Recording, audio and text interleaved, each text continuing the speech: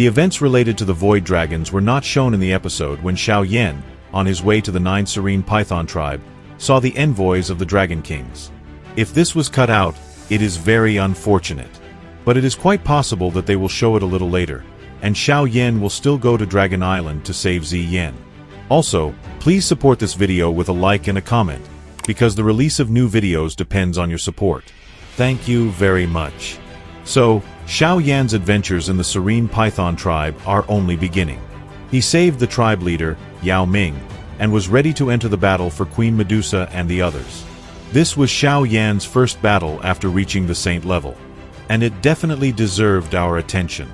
Xiao Yan fought Yao Xiaotian, the current leader of the Pythons, who was at the 1-star saint level. Then he engaged the first elder, who was also a 1-star saint.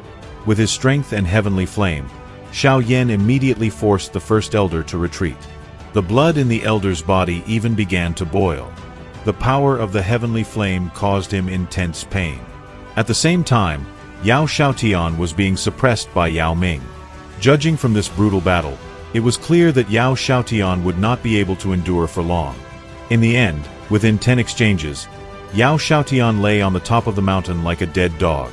The battle between saints easily turned an entire mountain into dust.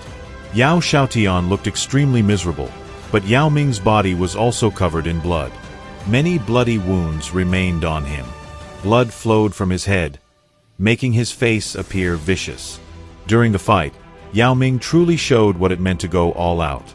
Otherwise, he would not have been able to defeat a 1-star saint so quickly. Yao Xiaotian begged for mercy and even blamed the first elder, claiming that he had ordered all those brutal acts. Of course, that was a lie. Yao Xiaotian began circulating his dou qi to blow up his own body. But Yao Ming's arm turned into a sharp blade and swept across Yao Xiaotian's head. He simply beheaded him. Even Yao Xiaotian's monster core was forcibly extracted by Yao Ming.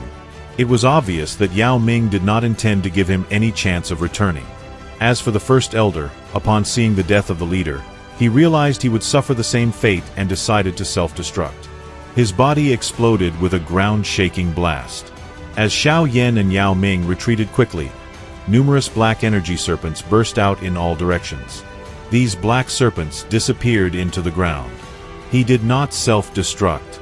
That old man was truly cunning. He left behind his physical body and hid his monster core inside an avatar.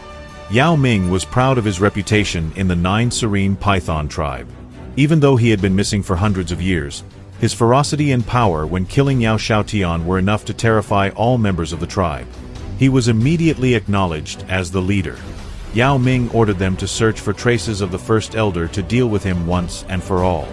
All the elders congratulated the tribe leader on reclaiming his position. They told Yao Ming, "We will swear loyalty until death." Thus, Xiao Yan gained an ally in the 3rd strongest tribe of magical beasts. On his side were the Void Dragons, and now the Serene Pythons.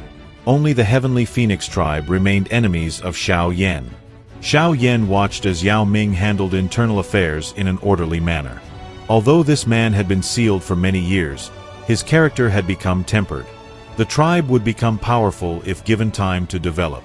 Queen Medusa's group flew out of the deep chasm when Xiao Yan deactivated the golden giant body. The battle was over, and the 3 girls approached him. They could not interfere earlier, so they did not reveal themselves. Yao Ming clasped his hands before Xiao Yan and respectfully thanked him. "Brother Xiao Yan, thank you for extending a helping hand. I have no way to repay this great favor, but I believe you will be interested in the reward I am talking about." What was it? The demonic saint Huang Quan, also known as the Yellow Spring Demon Saint. The very same saint who, in ancient times, had been half a step away from the level of a god. He was not a member of the 9 Serene Python tribe, but he had deep relations with them. The stone stele of Huang Quan was located here.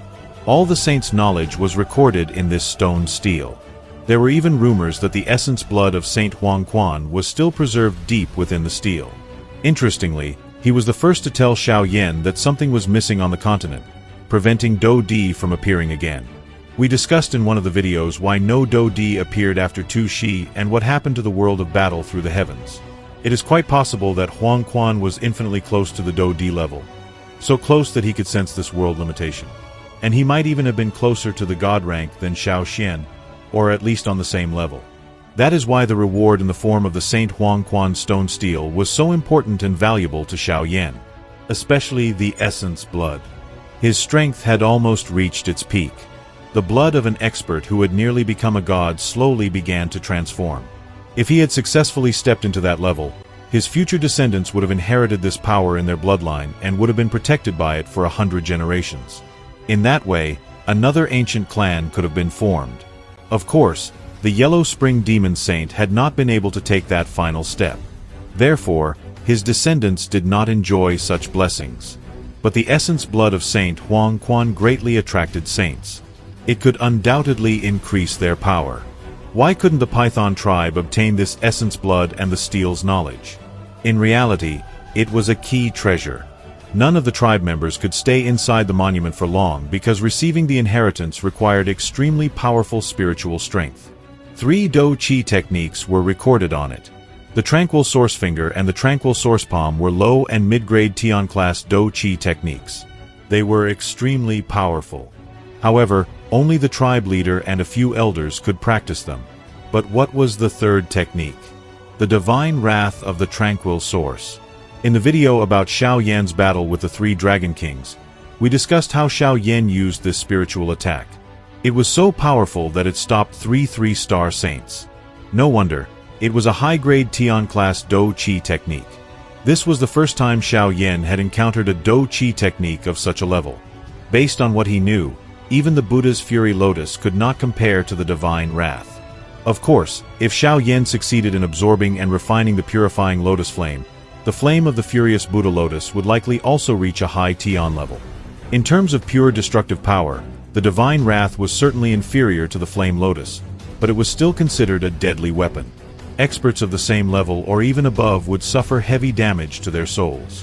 One must know that the soul was the very foundation of a person. If the soul was injured, the consequences were far worse than physical damage. In other words, if Xiao Yan mastered the Divine Wrath of the Tranquil Source, even a 3-star saint would eventually suffer under it. So, what knowledge will Saint Huang Quan pass on to Xiao Yan? We will discuss this in the next video.